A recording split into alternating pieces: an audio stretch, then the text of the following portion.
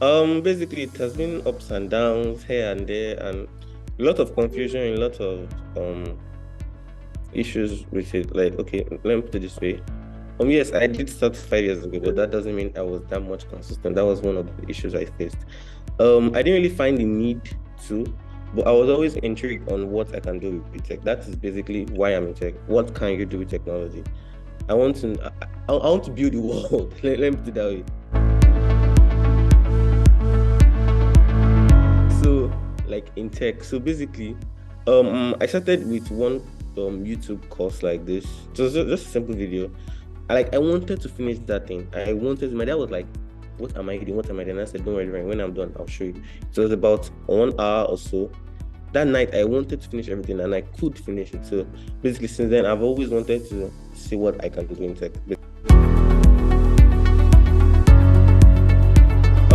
Okay, basically, I wasn't a full stack developer at first. I was a back-end developer.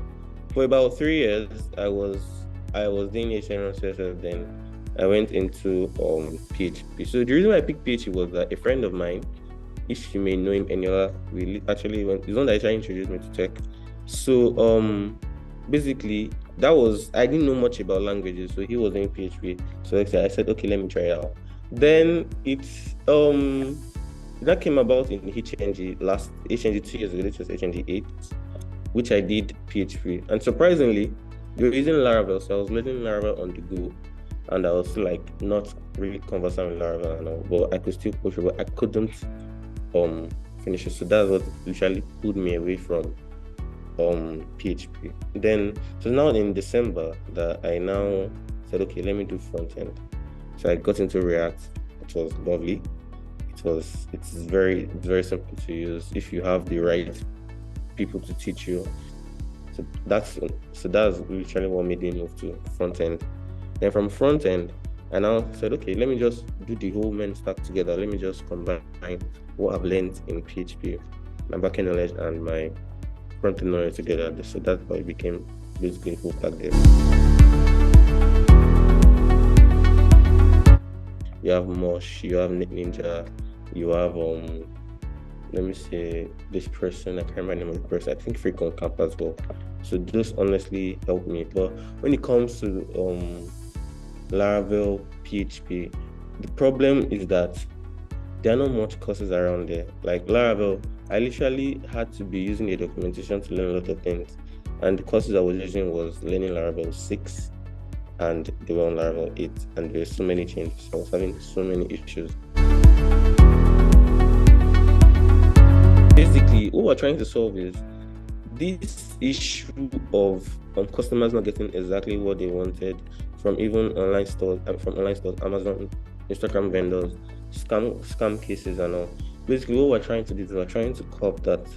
Let me give an example. There was this there was a daughter of a celebrity. I can't remember her name, and even though I remember, I won't want to say it.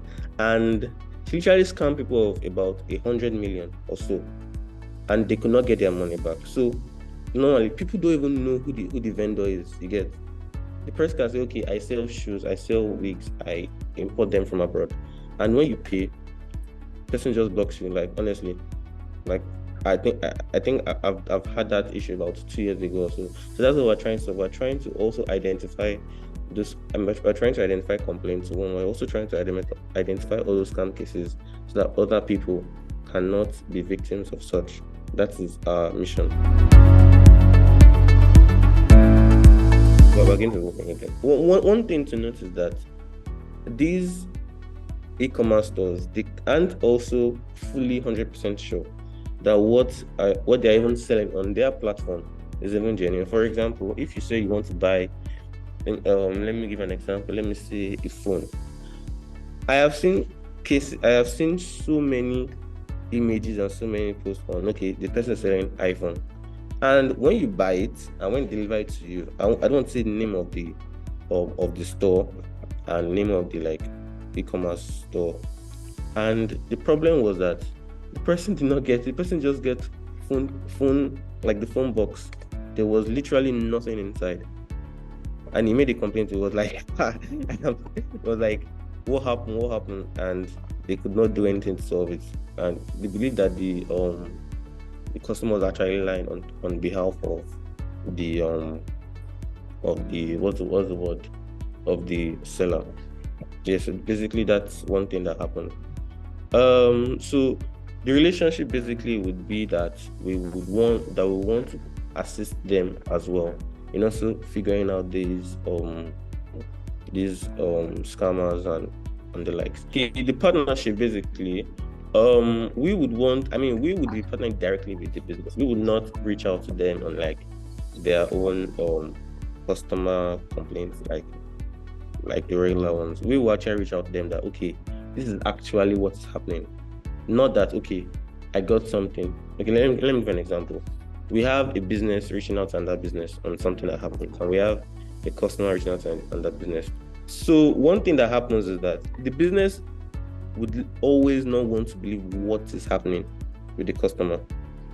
So what we are doing is that we are basically like having a one-to-one conversation, but we want to know every single thing that happened. Okay, the gift card. Awesome. So I have a friend. It was last year. I have a friend. She came from the US and she was about going, I think, a week after or some weeks after. And so wanted to meet up before she goes. So what happened was that we were talking about ECC. Then something now came to her mind concerning like gift cards in Nigeria, because honestly, I don't know of any businesses actually offering those services. So basically, what we are trying to do is that we will also have a business-to-business relationship. We will be generating the gift cards for them, and customers will purchase it on our platform. The business receive the money, and they can redeem it. So that's basically what we're trying to do. We offer physical gift cards. We're offering digital gift cards. I can also send gift cards, buy gift cards with crypto, and so many other places. So basically, it was a contract job, honestly. And what happened was actually true referral. That's why I said get into a community, because you don't know who you may meet, honestly. Also build strong relationships. So it's basically I had to learn some things like Zostand, which is an alternative to Redux and React query. There was Next. There was I can't remember every single thing about the aspect of the job, but it was basically a workout application that is live. It's an NDA basically.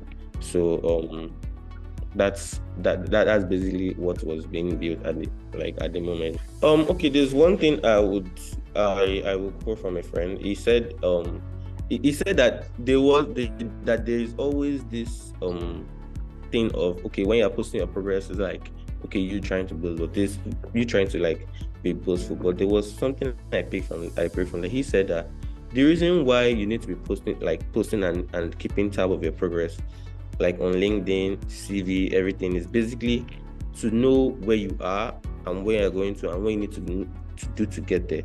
So basically you need to continue putting out every single thing you do. You need to continue working smart, not working hard. One other thing you need to do is you need to basically have this mentality of, I'm not good enough, I need to get better. I need to do exactly what everybody's doing but more. When it's not tech, what am I doing? Okay, when it comes to hobbies, I am very, very interested in photography and basically like cinematography in general. I don't know, I just love seeing good pictures. I love seeing good video cuts and everything. Honestly, I want to build my own film industry, such as Marvel, Disney, and the likes. Like when I grow, that's something I'm also working on. Having my own photo brand and everything. Basically in tech. So there's one thing, I want to build multiple startups. Honestly, that's probably 10 if possible. Probably 10 that beats out the competition. That's basically what I want to do. I want to also be a leader that changes the world in tech. Basically, that's what I want to. That's what I want to do. There's really nothing more I want to do in this life. I want to change lives. That's one thing I want to do. I want to be that person that even when I leave that job or that company, I want them to remember me, that okay, is this guy that actually did this? Like, if you remember this guy, he did this, he did this. Like, that should be what I should be working on, not the end of the month, all my money, and I'm gone. That shouldn't be it. Yeah, and I also want to impact, like, be a philanthropist, be an investor. Like, there's so many, many, many things that I want to do, and I do hope that with grace, I achieve all of them.